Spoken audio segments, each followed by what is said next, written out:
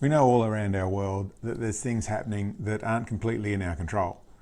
Governments are doing things that are less and less for the people, more and more for themselves, or also for some other reason. More and more things being forced on the people, and less and less the people being listened to. So we know that that's happening all over the world. Certainly in Australia, we're just going through that at the moment. And I suppose I would like to put forward some plausible scenarios as to what's actually happening. More with the logic of it's trying to wake the population up, trying for us that have woken up a little bit to understand things a little bit more, to work out plausible conversations to have with people, to explain to them something that can make sense, that they can listen to, and we can start to join forces and get back together to control, or to have some power in our government, have a voice with our governments. Ultimately, yes, to back into control, back to the government working for the people rather than whatever it is they're working for right now. So with that, I want to go through several things. I want to go through, like I said, a plausible scenario about this immediate situation that Australia's in. There's things I also want to go through for the firearms community as to how to get more people on your side, but also some of the lessons learned from what we've been through over here as a couple of years of dealing with it in Western Australia in the immediate sort of political environment that we're in, and dealing with that.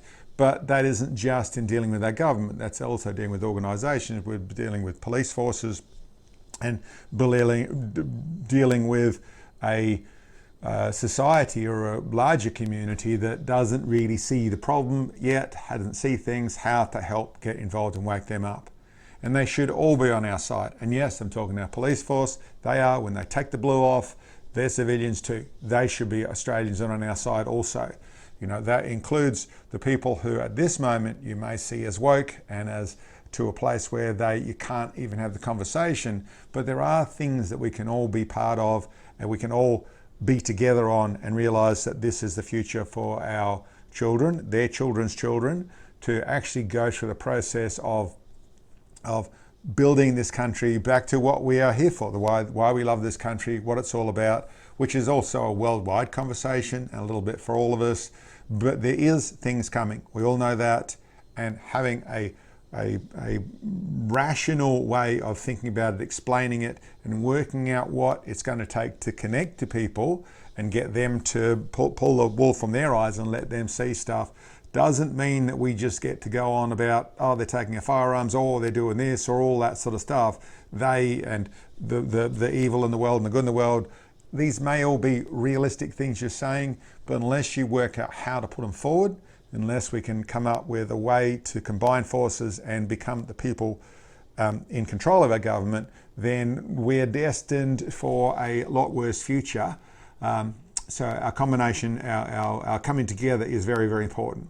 So this video I'm about to do here, this is about trying to put a plausible, logical perspective or rationale to what we are going through at the moment.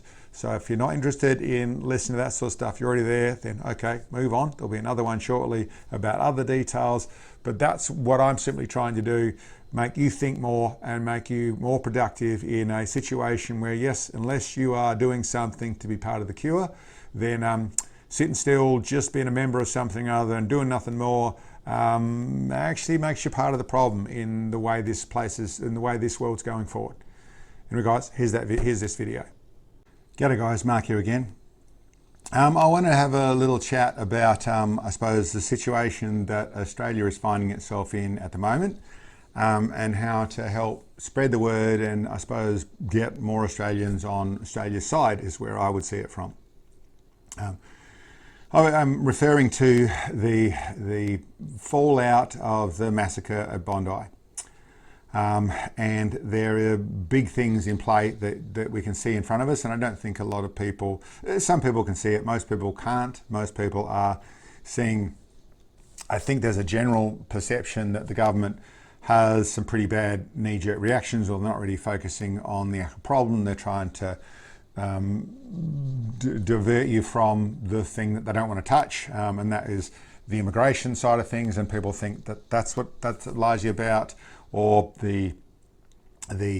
their failings, so don't really want to talk about their failings so much, so we'll just knee-jerk reaction and the firearms and take it off there. And the average person says, well, we don't need the firearms anyway, so they don't care about the firearms. And of course, there's actually, when you stop and look at what actually happened, there's a fair bit more to this, and it's, I suppose, what am I saying there? Well, I suppose what I'm actually saying is, regardless of the fact that we had literally a couple of years or more of a building, or several years of building problems when it came to the actual thing we're talking about, which is anti-Semitism and the Islamic hate speech, that sort of stuff. There was, from in the preaching and that side of things, we see some stuff that's coming up now where they've got some people in a court and that, but this is all actually happening. We had pro-Israel protests were getting more and more violent. We had lots of issues that were brewing, and then we end up with a very, very specifically timed, it is a very relevant part of the conversation, but a very specifically timed massacre that happened, and condolences to the people involved there. But that then was specifically timed in a fashion that could jam something pre-organized, obviously with gun laws and the specific laws put in place, something very specifically designed, get jammed through Parliament, and it largely, to be put under the fact of it, was the government dropping the ball, and then there's a knee-jerk reaction. And just now we actually have where we have all over the country, and that's including in Perth, 5,000 kilometres away, have where it's okay to have heavily armed officers on the street because of this scenario. That's becoming a norm to see that. That's how I sort of hear it put forward, the new norm. And there's heavily armed, the full body arm, the helmet, the automatic rifle, the whole lot. They're kitted, and that's okay to see on the streets in 2025 in Australia. We have in New South Wales, and I don't know where else they are, but anti-protest laws. So we have laws against protesting. We're having laws against the right to assembly. We're having laws against, there's laws on free speech based, on hate speech based. This is based around stopping anti-Semitic behaviour. But in actual fact, when you dig further into it, it's about all things that the government doesn't want said. So it becomes where, you actually can't, dissent from the government is being controlled, both in protest and other forms. It's not about whether it's a peaceful protest or a violent protest. It doesn't matter. It's a protest. It's not allowed. It's a rally that's not allowed. It's an assembly outside with a lot of people who want to say, listen, we're not happy about what the government's doing. Well, that's actually not allowed. And done under you could say it happened by chance, but it also looks and feels very much like an orchestrated theatre of fear that needs more protection from your government. And you hear that in some people. You read some of the comments on posts and saying, do you think this is okay? And, oh no, well, I think that more patrol officers should have a long arm with them so they can protect us in that sort of situation here. It's like, you're actually baying for, what is this, Germany 1939, where the Gestapo are stomping around the place? What just happened here? We went from this peaceful country that did not have a firearms issue, a licensed firearms issue, where we have gang crime in some of the bigger cities, which isn't dealt with properly because we don't want to deal with the people that are doing it, we want to deal with the influence instead. We have hate speech, in actually real hate speech, where we talk about death to the infidels and the things that are happening there, which is, okay, we can't do anything about that because that's just someone else's belief. We have mass immigration coming to the country. We've really staged something by, is it government shortfall, government dropping the ball, or is this constructed to end up with this situation here? Now, I can't say one is or one isn't, but it does look far more the perfect storm to create this fix, which actually is not what it appears to be. It's much more about controlling us. Now, In that conversation, what generally goes, a few things, and I suppose I'm trying to put together a conversation that you can use with people who are on the fence, or people who are checking out because they can't deal with the information overload, or they can't deal with the fact that governments are bad guys, or they are the average person. I don't care about guns, and I'd prefer to be safe, so I'd prefer to have more laws and things to stop all this sort of stuff, and not realizing that they're the people who are actually asking for more control for their government. And that only works if the government's on your side. It doesn't work the moment the government's taking things away from you. But if you go into the just dropping the ball with perfect timing, nothing, the world doesn't work that way. That's pretty easy to, listen, you can't time everything so well and just have it coincidence and they're just overreacting or reacting badly. That doesn't really fit. But for a lot of people that fits better than, but the government did this to us? The government hate us that much? They want to control us that much? When I agree, they're still normal people, the government. Some of them are pretty inept. Some of our politicians, career politicians are, not quality people. They are good at getting votes, but not good at much else or for much else. I agree. And the lobbyists and all that side of things, that's a whole mess. But that level of maliciousness, no, I agree. That is a stumbling point in that argument. So let's think about this a little bit more clearly in that sort of level. If there was a different entity that was trying to do this, it's not going to be the whole government to do this. You can't let a lot of people know these sort of stuff. It's only be a very few numbers of people that would be involved in anything like this, because otherwise the information is going to get out before the job gets done. That's just the nature of humans.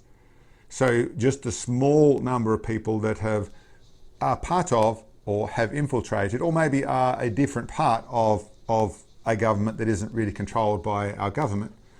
Those scenarios all fit, because then you only need some people in admin, some people in some higher levels, but not too high. They're not the talking heads. They're the people who can help influence the decisions, and then the people who share the information, and then things like the ridiculous scenario of ASIO, their names dropped off the ASIO list.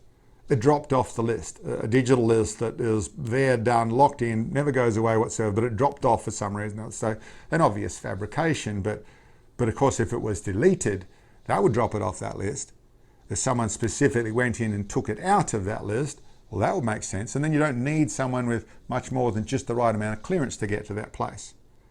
The likes of a specifically quite odd firearm to use in that incident, in that tragedy, or in that massacre. Specific firearms that didn't make any sense of the job they were doing.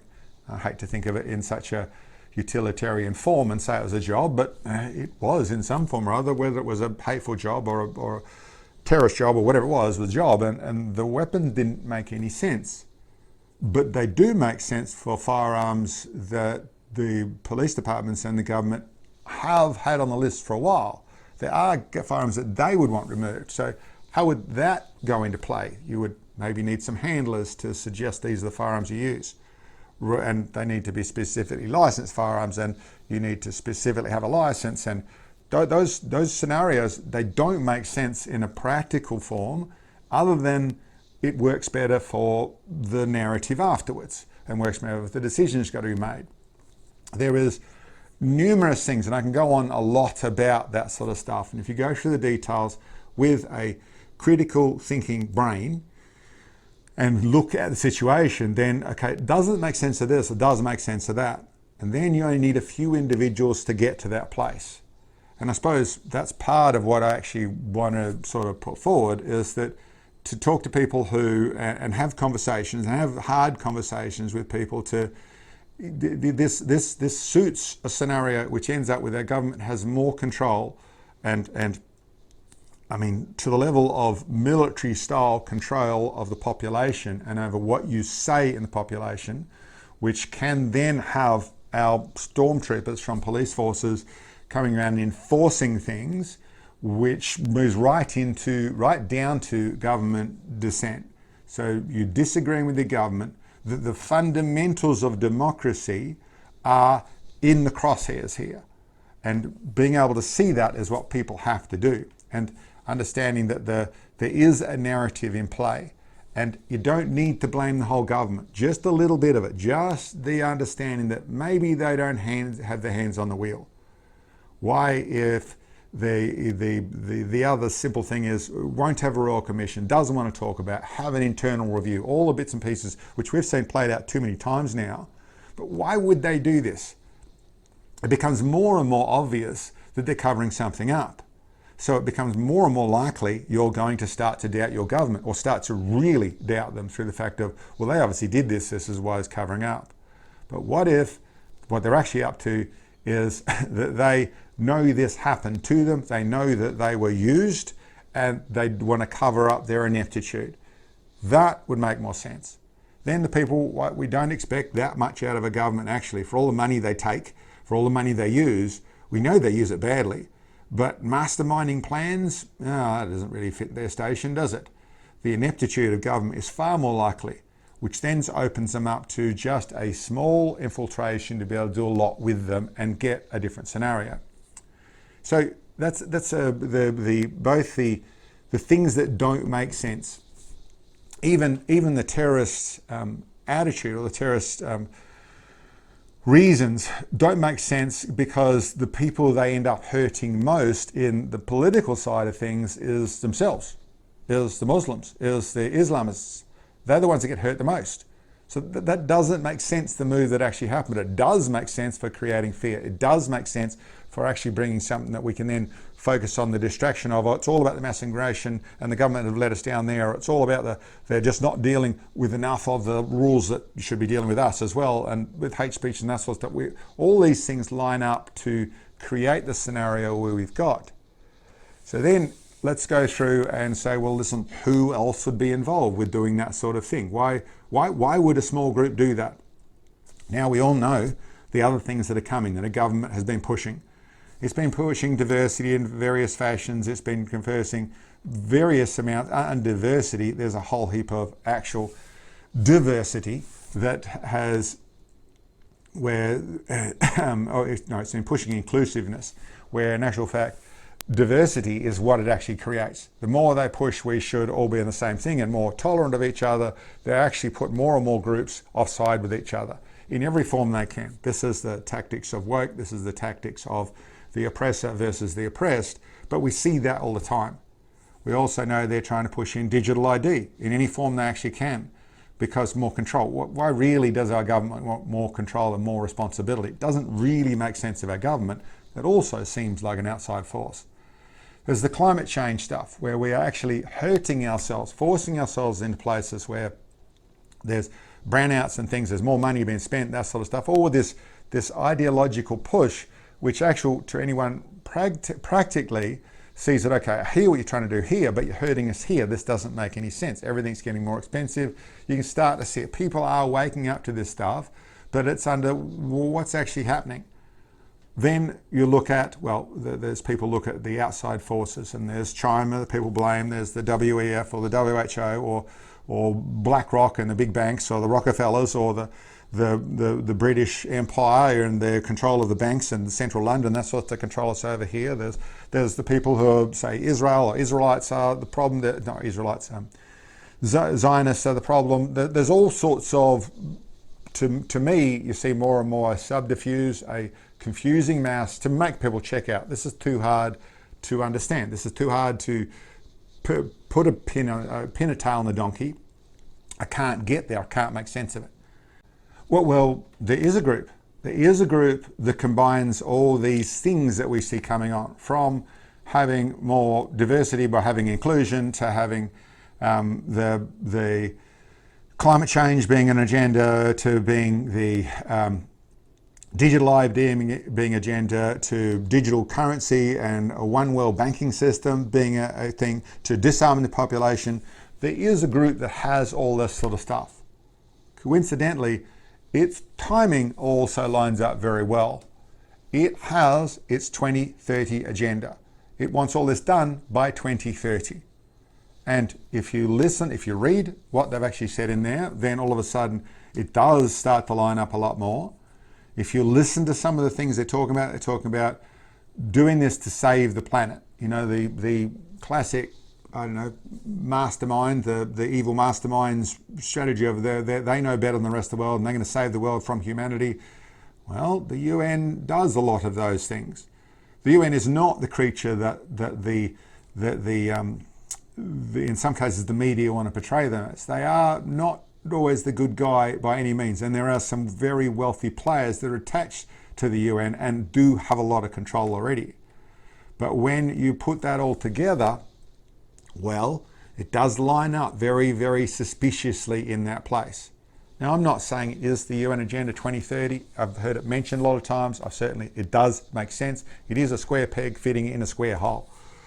Or more like it's a 57-point peg that's fitting a 57-point hole. So there is a lot of lining up with that side of things. I honestly believe it's not really relevant who is doing this. I believe seeing the fact that this is not a coincidence, or not a coincidence, not circumstances and just a crisis that the government using. No, this is a crisis. This is a tragedy that has been created by an entity, and they have used our government to do that. That is the most plausible scenario. Rather than saying I believe it, that is the most plausible scenario of the situation we're in. It is so perfectly timed, and with all the bits and pieces, it starts to line up. And then all of a sudden, the things that don't make sense. Why radical Islamists would do something that hurts more, apart from it, the tragedy that the small number, which is still a lot, 15 people and 40 injured of Jewish people, I think they're all Jewish, but during the Hanukkah celebrations, why they were killed or injured, so terrible. But in the large number, in the millions, well, they hurt more themselves than they hurt the other side. And why is that thing playing out in probably the most iconic beach and the most iconic place in Australia? That is all very, very coincidental, and that's more a world politic thing, and then it used more in a different face there. But for us, the biggest and the first thing on their cab off the rank, the first agenda was to get rid of firearms, suiting very much the twisted image of it, the twisted barrel revolver in the front of the UN, and written specifically in their agenda. That was the first cab off the rank, which obviously it only makes sense through the fact of they were licensed firearms, which just doesn't use a 1 in 100,000 or 1 in a million event in that situation, and that's used to pin everything off. That doesn't make sense. It does make sense if it was the plan to start off with. And then we can go into the control, the stopping dissent from the government, the stopping the right to assemble, the stopping protest, the stopping all those things. They start to make sense if they're about that. And unfortunately, they also make sense if there's a lot worse coming, which is what most of us have been saying. Well, what is coming? Well, there is probably a way to force digital ID and digital currency onto the population is probably what's coming. So that's probably planning on a crisis on that sort of field over the next year or so. It doesn't matter. What matters is this should be our country. This should be our kids, for their kids, for the generations to come, that we are supposed to be able to hand on something better than we got. And what there seems to be, certainly the UN talks about worldwide provinces, a one world government that actually has provinces. So your Australia identity disappears because you have to sacrifice that for a better planet, because that's how to fix things, because they know better than you. That does fit the scenario we're moving into. Is it the problem? I don't know. Does it matter actually who's doing this? No, what matters is that we get our hands back on the steering wheel. I don't think our government's got the hands on the steering wheel. I think it is being driven by other directions, other priorities. And it's time that it got back to where it's supposed to be, where Australians have their hands on the steering wheel. We do that via our government, but they do it for us. So getting together, unity, actually getting together, working out a way to get that message to people is our job now. Anyway, I've got more to talk about this sort of stuff. I'll do that in later videos. Thank you very much for checking in, and catch you next time.